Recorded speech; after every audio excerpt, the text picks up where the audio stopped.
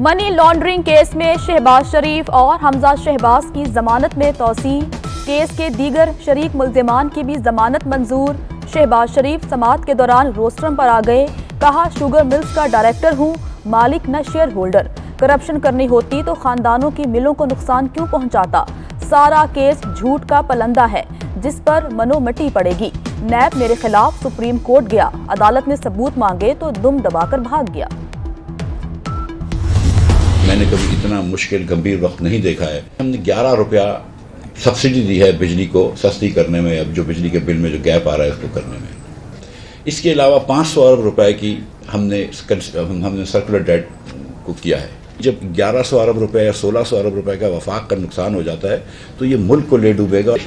1600 ارب روپے is 3 times more than the running of the civilian government۔ Gas کے شعبے میں بھی تقریباً 400 ارب روپے کی سبسڈی رواں مالی سال میں دی گئی ہے۔ $200 ملین کی گیس وہ ہوا میں اڑا جاتی ہے، ہم کو پتہ ہی نہیں چلتی کہ وہ کیا ہے۔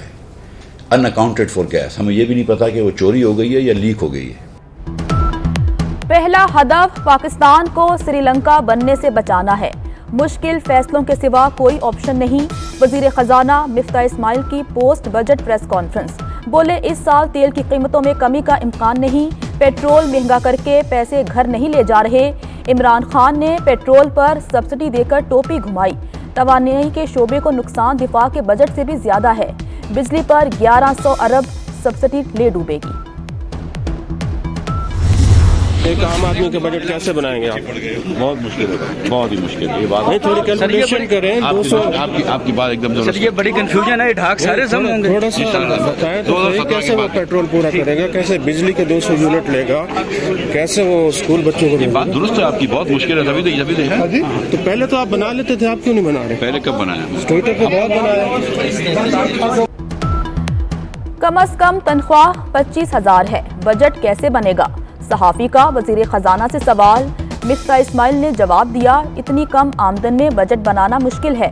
مفتاح اسماعیل کا IMF پروگرام پر سوال کا جواب دینے سے بھی گریز، چین سے قرضے ری فنڈ کرنے کے سوال کا جواب بھی نہیں دیا۔ پیٹرول مزید مہنگا ہوگا، بے روزگاری بھی بڑھے گی، حکومت کو IMF سے کوئی ریلیف نہیں ملے گا۔ مفتاح اسماعیل نے کنفیوز بجٹ پیش کیا، شوکت ترین کی کڑی تنقید۔ مزمل اسلم بولے اس سال کا خسارہ 7,000 ارب سے بڑھ جائے گا، مہنگائی کی شرح 35% سے بڑھ جائے گی۔ چھوٹے ریٹیلرز پر فکسڈ انکم ٹیکس کے نفاذ کا اعلان، فکسڈ انکم ٹیکس 3,000 سے لے کر 10,000 روپے ہوگا۔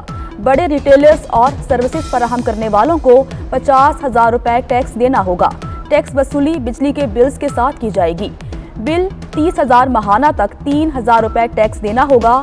30,000 سے 50,000 تک کے ماہانہ بل والے پر 5,000 روپے فکس ٹیکس ادائیگی کے بعد FBR پوچھ گچھ نہیں کرے گا۔ سیمنٹ سپلائی کرنے والے ٹرانسپورٹرز کی غیر اعلانیہ ہڑتال، لاہور میں سیمنٹ کی 50 کلو بوری کی قیمت 1,200 روپے تک پہنچ گئی۔ کمپنیوں نے ٹرانسپورٹرز کو ادائیگیاں نہیں کی، جس کے باعث گڈز ٹرانسپورٹرز سیمنٹ نہیں لا رہے۔ 3 ماہ میں سیمنٹ کی بوری 500 روپے مہنگی ہوئی۔ مہنگائی سے پریشان عوام کے لیے اچھی خبر، حکومت نے یوٹیلیٹی سٹورز پر گھی 55 روپے کلو سستا کر دیا، گھی کی نئی قیمت 300 روپے کلو مقرر۔ 1 جون کو گھی کی فی کلو قیمت 260 سے بڑھا کر 355 روپے کی گئی تھی۔ پنجاب کا بجٹ پیر 13 جون کو پیش کیا جائے گا، کوئی نیا ٹیکس نہیں لگے گا، ملازمین کی تنخواہوں میں 15% اور پینشن میں 5% اضافے کی تجویز۔ مہنگائی پر کنٹرول کے لیے خصوصی امدادی پیکج متعارف کروایا جائے گا، کم وسیلہ افراد کو بجلی کے بلز کی ادائیگی میں رعایت دی جائے گی۔ بجٹ کا بڑا حصہ ترقیاتی مقاصد کے حصول پر خرچ کیا جائے گا۔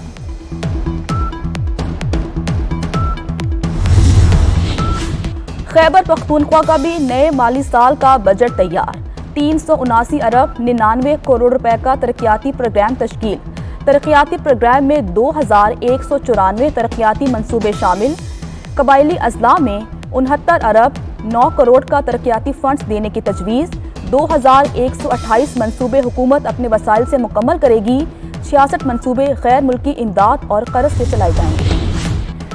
مولانا فضل الرحمان کی سربراہ قاف لیگ چوہدری شجاعت حسین سے ملاقات، मुल्क की सियासी सूरत-ए-हाल पर तफसीली मुशावरत। दोनों रहनुमाओं में कौमी सलामती और तरक्की के लिए मिलकर आगे बढ़ने पर इत्तफाक।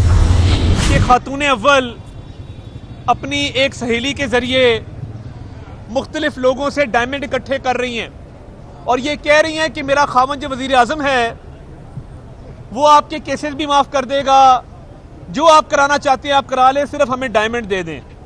अफ्रीका से डेलीगेशन आते थे लाहौर एयरपोर्ट पे खसूसी तैयारे के ज़रिए, जिनको यहाँ पे प्रोटोकॉल दिया जाता था और वो हीरे जवाहरात आकर फराह गोगी को जमा कराते थे और वो जो रिश्वत का पैसा है उस ब्लैक मनी को वाइट करने के लिए ये कोशिश की गई कि इन हीरों के एवज दुबई में ब्लैक मार्केट में इनको बेचा जाए और 5% कम कीमत डॉलर के रेट के ऊपर ये बेचे जाते थे और हुंडी और हवाला के जरिए वो पैसा मंगवाया जाता था।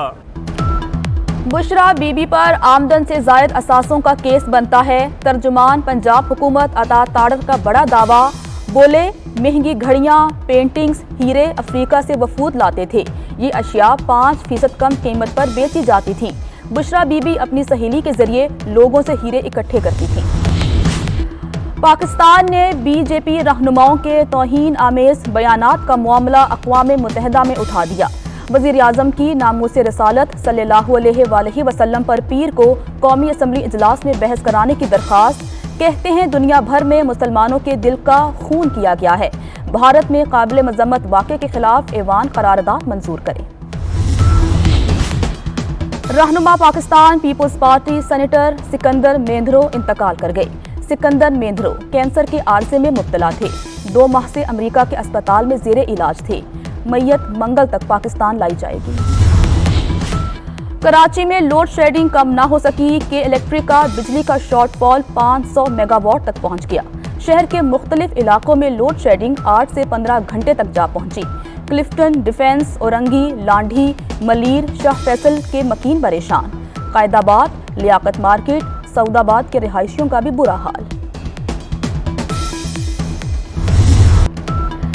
कराची से पेशावर जाने वाला एयर ब्लू का तैयारा हादसे से बच गया।